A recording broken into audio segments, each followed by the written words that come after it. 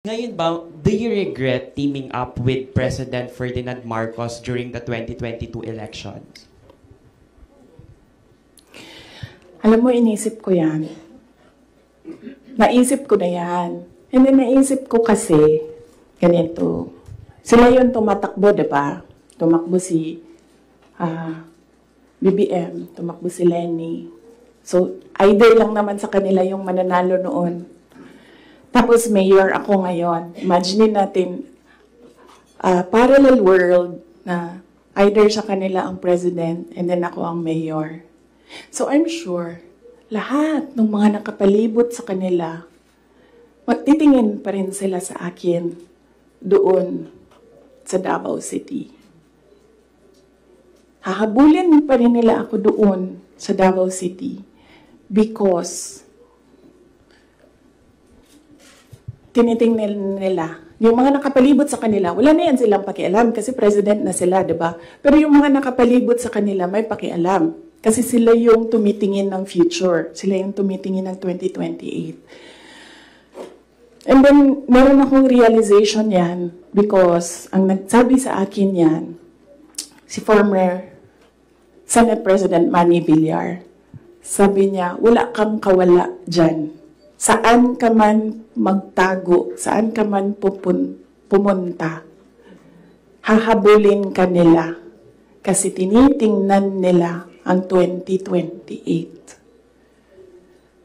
So, I don't regret running for Vice President. Kasi imagine nyo, kung mayor ako, tapos hinahabol nila ako ngayon. Diba? Napakadali nila ako i-suspend. Napakadali nila ako kasuhan. Napakadali nila ako tanggalin sa pwesto as mayor. Ngayon, hindi nila ako matanggal.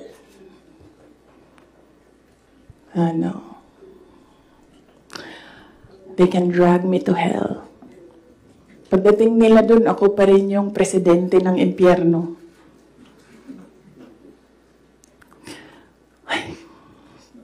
Yes. Yes. Pahiram ako ng ballpen, lagyan ko lang ng note kung saan ako nag-stop kasi para alam natin saan tayo mag-start. Mamaya. Kung sinabi niyo po na hindi kayo nagsisi na tumakbo kayo for Vice President, pero nagsisi po ba kayo na nakipag-tandem kayo kay President Bongbong Marcos? Hindi man ako na-request ni VP Lenny na tumakbong Vice President niya. No, hindi ko pinagsisihan yung pagtakbo ko as Vice President. And hindi ko din pinagsisihan na nakipagtandem ako sa kanya.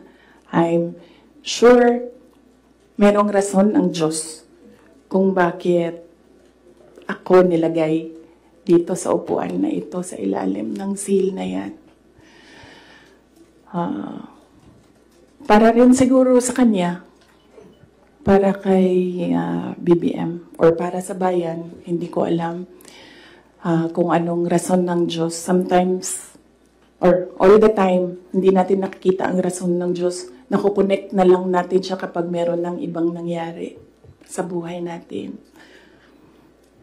Siguro, yun yung rason. Para, ganito, gawin ko, bullshitin ko sila ng bullshitin. Bullshit kayong lahat. Drag me to hell. Sorry sila mo na ha, kasi hindi pa sila nakatanong. Good morning, VP. Since wala po kayong intention to run for Vice President from the very beginning, can we say na napilitan ba talaga kayo, and without yung call ni Senator Amy, masasabi nyo ba na nagamit lang kayo para lang manalo si President Bongbong Marcos sa pagkapangulo? Napilitan, hindi. Very rational yung decision making ko sa pagtakbo as Vice President. Sinabi ko kanina.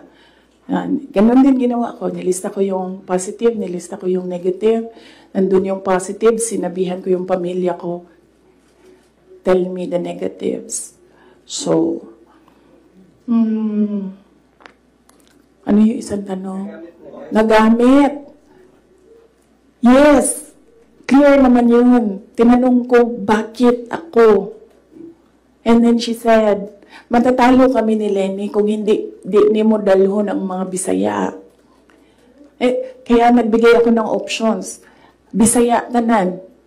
Dolorosa, Bongo, Manny Pacquiao. And then she said na hindi kakayanin. Except for Manny Pacquiao, hindi naman siya nagsabi na hindi kakayanin. Ang sinabi lang niya, nag-refuse si Senator Manny Pacquiao. So, of course, ginamit nila ako para manalo sila. Obvious naman yun. Gusto niyo makita yung survey? Hindi ko siya dala. Pero next time dalhin ko and then pwede kayo tumingin pero hindi kayo pwede magpicture. Ma'am, yes, ma'am. Joel, DWIC. Yes. Ma'am, good morning. Ayong buntag, ma'am. So, tanaw ni mo, ma'am, sa tingin mo, ma'am, dapat tumakbo na lang po kayong presidente? Hindi din. Kung papabalikin ako, tatakbo kang Vice President. Lagay ko dyan. Drag me to hell. Ma'am Marlene po, from Radyo sa Estranta. Here po, ma'am. Yes, ma'am. Ma'am, having said na hindi mo kasalanan na hindi marunong maging presidente, yung nakaupo ngayon, ibig sabihin ba ma'am, hindi po kayo kontento sa trabaho po ni Pangulo? Kaya nga umalis ako, di ba, sa administration. Hindi ko na gusto yung mga naririnig ko dun. Hindi ko na gusto yung mga nakikita ko dun. Kayo, kung gusto niyo ng pera, natatakot kayo, kayo lang. Huwag niyo na ako isali.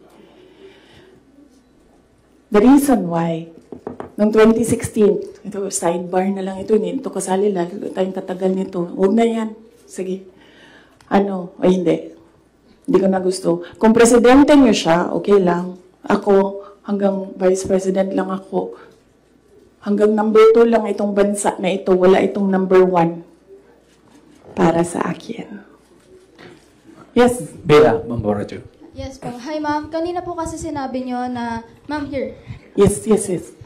Kanina po kasi ma'am sinabi nyo po na hindi ka naman po inask ni VP Lenny para maging vice president niya. Did you somehow wish na sana inask ka na lang po niya na maging vice president niya to run alongside her? Hindi, ma'am. Uy, ginuukok, umidaon sila ni Gukdon, manggihapon na nila si PRD, di ba? Mag-ICC, gihapon na, ay, samot na. Si Trillanes o si Lenny, magkauban man na sila. So kung presidente si Lenny, inahaghapon ng ICC. Alam niyo ba bakit hindi umuusad yung ICC? Kwento ko sa inyo next time.